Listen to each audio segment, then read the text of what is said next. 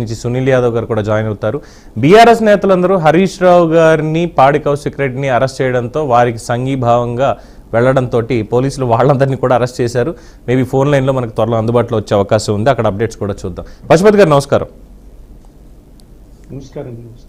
So KCR గారిని అసెంబ్లీకి రండి అంటూ ఆహ్వానం పలికారు. అంటే కేసీఆర్కి ఒకళ్ళు ఆహ్వానిస్తే మాత్రమే ఆయన అసెంబ్లీకి వెళ్ళాలా?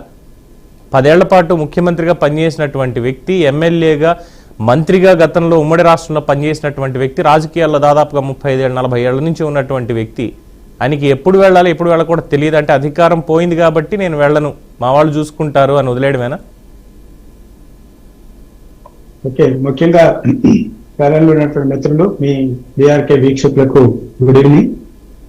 ప్రజాస్వామ్యబద్ధంగా ప్రజల ద్వారా ప్రత్యక్ష ఎన్నికల్లో ఎన్నుకోబడినటువంటి నాయకులు ఎవరైనా, అది ముఖ్యమంత్రిగా, కొత్తగా ఎన్నికైనటువంటి ఎమ్మెల్యేనా, శాసనసభ్యులు అనేది కాదు.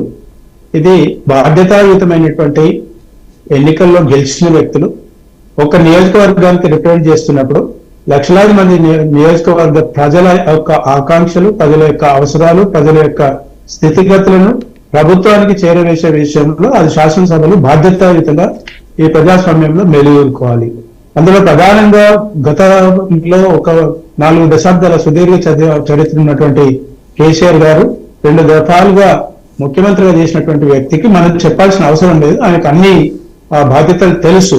కానీ ఇక్కడ చిన్న డిఫరెన్సెస్ ఏమొచ్చిందంటే, గతంలో శాసనసభ సమావేశాలు జరిగినప్పుడు అప్పుడు అతనికి ఆరోగ్యం బాగలేదు. ఆ తర్వాత ఇప్పుడు ఆరోగ్యంగా ఆయన బాగున్నారు కాబట్టి ఇప్పుడు వారు ఒక ప్రతిపక్ష నేతలు, అంటే 39 సీట్లు ప్రజలు వాళ్ళకు అధికారం ఇచ్చింది. అంటే సుమారుగా ఒక 40% శాసనసభ ఎన్నికల్లో గెలిచినటువంటి కేసీఆర్ గారు ప్రతిపక్షంలో కూడా ఉన్నటువంటి వ్యక్తి. వీళ్ళందరూ కూడా ప్రజల పక్షాన మాట్లాడాల్సిన ఆవశ్యకత ఉంది. అక్కడ కోట్లాది మంది వీక్షకులు ఉంటారు. ఒక ప్రతిపక్ష పార్టీ వాళ్ళ యొక్క బాధ్యత ఎలా నిర్వహిస్తున్నారు, ప్రభుత్వం చేసే తప్పులను కూడా ఎండగట్టేదానికి, ప్రజల యొక్క అవసరాలను తీర్చుకునే విషయంలో కూడా శాసనసభలో ఒక సమర్థవంతమైనటువంటి చర్చ జరగాలి. అది ప్రతిపక్ష పార్టీలు ఎవరైనా ప్రధానంగా ఇది ఆ సభకు గౌరవం ఇవ్వాలి. అయితే ఇక్కడ ఏంటి అంటే, రేవంత్ రెడ్డి గారు ప్రతిపక్ష పార్టీ నాయకుడి యొక్క సీటు ఖాళీంది అంటే ఈయన ఏంటి, ఇప్పుడు రేవంత్ రెడ్డి గారు అక్కడికి వెళ్ళేసి, బాబు నేను నీకు తొడగొట్టి సవాలు వేసినా, నీ గద్దె దింపినా, నీ ఇగోను హిట్ చేశాను, ఇప్పుడు నువ్వు నా దగ్గర ఆపోజిట్ లో నిలబడాలి, నేను ముఖ్యమంత్రిగా నువ్వు ఉండాలి, అది చూడాలి, కల్లారా చూడాలి అనేటువంటి ఆకాంక్ష రేవంత్ రెడ్డి గారికి చాలా ప్రస్ఫుటంగా ఉంది.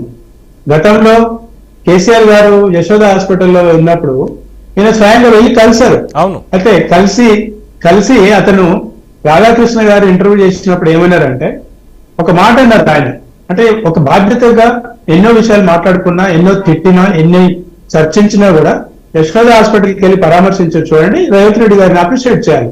అయితే ఆ దాన్ని మళ్ళీ నిలబెట్టుకోకుండా రేవంత్ రెడ్డి గారు ఏమన్నారంటే ప్రత్యేక ఇంటర్వ్యూలో, మీరు ముఖ్యమంత్రి అయితానని చూపించారా అంటే, అవును నేను అక్కడ పోయి నిలబడ్డానంటే నేను ముఖ్యమంత్రినిగా వెళ్ళి కనిపించాను కదా ఆయనకు అని అన్నాడు. అక్కడ కొంచెం మళ్ళీ ఇంకా కొంచెం ఈగో ఆర్ట్ అయిపోయింది. అయితే ఇక్కడ ఏమనుకుంటున్నారు రేవంత్ రెడ్డి గారు అంటే, నేను ముఖ్యమంత్రిగా ఆయన నన్ను సవాల్ విసిరేండు, నేను కాలేను అనుకున్నా, నేను నీ గద్దె దించిన వ్యక్తిని, నువ్వు అసెంబ్లీకి రావాలి అనేటువంటి కోరిక రేవంత్ రెడ్డి గారికి చాలా ప్రస్ఫుటంగా కనిపిస్తుంది. అయితే కేసీఆర్ గారు కూడా ఇక్కడ దాన్ని అంత పెద్దగా ఇగోయిజం తీసుకోవద్దు. రాజకీయ పార్టీలో ఈగో అన్న మాట ఎందుకు? ఇప్పుడు ఈగో అని చెప్పి వాళ్ళ నియోజకవర్గ ప్రజల దగ్గరికి వెళ్ళి మీరు నన్ను ఎన్నుకున్నది నా ఈగో చూపించడానికి అని చెప్పగలుగుతారా?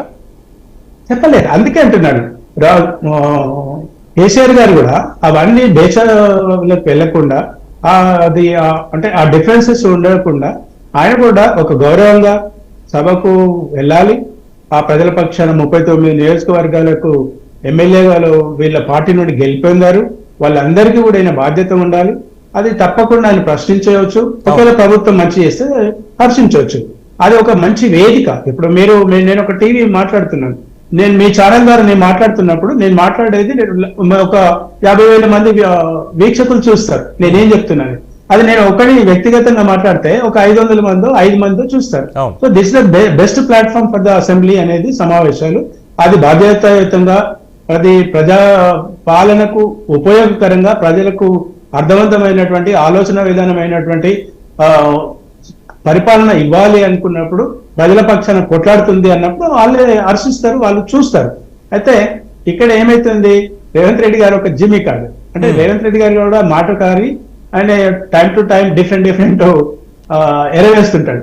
ఇప్పుడు ఏమంటున్నారు రేవంత్ రెడ్డి గారు, మొన్నదాకా నువ్వు వస్తే మాట్లాడాలి, నువ్వు వచ్చి కూర్చో, నువ్వు బయట వచ్చి మాట్లాడొద్దు అన్నారు. ఇప్పుడు ఏమన్నారు, అది ప్రతిపక్ష పార్టీ సీటు ఖాళీగా ఉండొద్దు, మీరు వచ్చి సూచనలు ఇవ్వాలి అన్నారు.